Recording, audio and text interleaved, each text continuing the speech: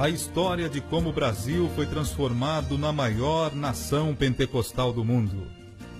Enquanto o avivamento conquistava terrenos e dominava a vida religiosa em Chicago, fatos de alta importância envolveram 2 jovens suecos residentes nos Estados Unidos, que em breve teriam suas vidas intimamente ligadas à história das Assembleias de Deus no Brasil.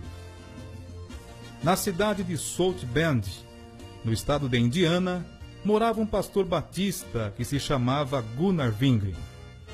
Atraído pelos acontecimentos do avivamento de Chicago, o jovem oriundo da Suécia foi a essa cidade a fim de saber o que realmente estava acontecendo ali.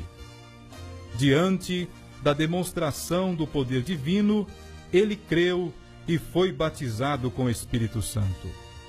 Pouco tempo depois, Gunnar Wingren conheceu outro jovem sueco que se chamava Daniel Berg. Esse jovem também fora batizado com o Espírito Santo. Após uma ampla troca de informações, experiências e ideias, Daniel Berg e Gunnar Wingren descobriram que Deus os estava guiando numa mesma direção, isto é, o Senhor desejava enviá-los com a mensagem do Evangelho a terras distantes, mas nenhum dos dois sabia exatamente para onde seriam enviados. O Senhor lhes falou através de uma mensagem profética que eles deveriam partir para pregar o Evangelho e as bênçãos do avivamento pentecostal. O lugar tinha sido mencionado na profecia Pará. Nenhum dos presentes conhecia aquela localidade. Após oração, os 2 jovens foram a uma biblioteca à procura de um mapa que lhes indicasse onde o Pará estava localizado. Foi quando descobriram que se tratava de um estado do norte do Brasil. Aqueles 2 jovens suecos sentiam arder em seus corações o entusiasmo e o zelo pela causa de Cristo. Eram tochas daquela mesma fogueira que começara a arder em Chicago. No dia 5 de novembro de 1910, a bordo do navio Clement, os missionários deixaram a frígida Nova York com destino à cálida Belém do Pará.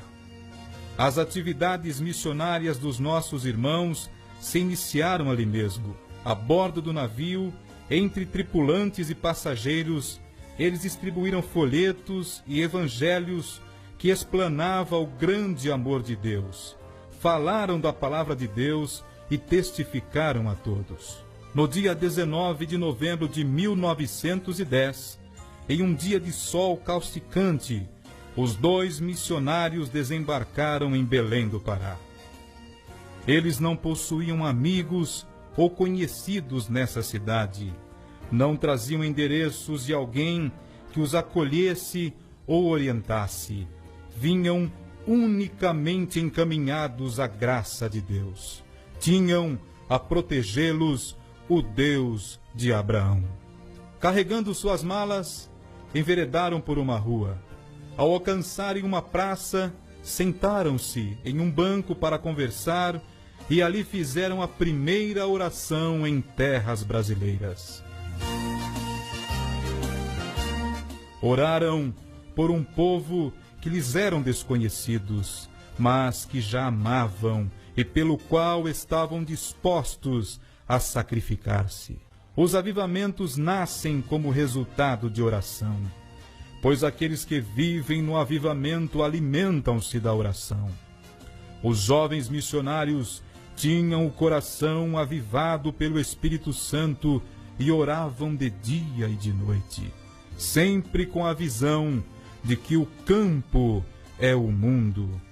Mesmo com a dificuldade de falar o português, pregavam nas praças, falavam do amor de Deus e entregavam os folhetos e bíblias para as pessoas. Daniel Berg, vendo esta dificuldade de idioma, se dedicava ao trabalho, enquanto Gunnar Wingren se dedicava aos estudos do idioma, o português.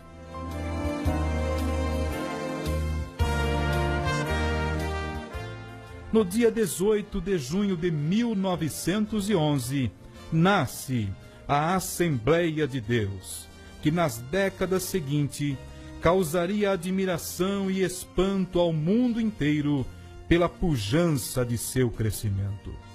Em tudo isso, se pode notar a mão de Deus operando através de homens e mulheres humildes.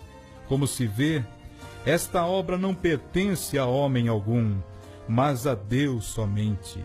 A nova igreja estava livre para evangelizar e ousadamente anunciava a salvação, a cura divina, o batismo com o Espírito Santo e a volta de Jesus Cristo para buscar a sua igreja. Estavam todos cheios do poder de Deus. Em resposta às suas orações, o Senhor operava sinais e maravilhas, vivificando cada testemunho e sermão. O Espírito Santo convencia o mais vil pecador. Os missionários alcançaram muitos estados e cidades brasileiras, e nossa cidade, Jundiaí, também teve a passagem de um desses missionários, Daniel Berg. O grão germinou, floresceu e deu muitos frutos, mas a passagem de Daniel Berg não fora sem marcas por aqui. Em um culto ao ar livre na rua JJ Rodrigues, chegou a ser apedrejado juntamente com os primeiros convertidos. Essa perseguição religiosa foi intensa em todos os lugares por onde passaram. Portanto, nossos missionários Daniel Berg e Gunnar Wingren combateram o bom combate, encerraram a carreira e guardaram a fé.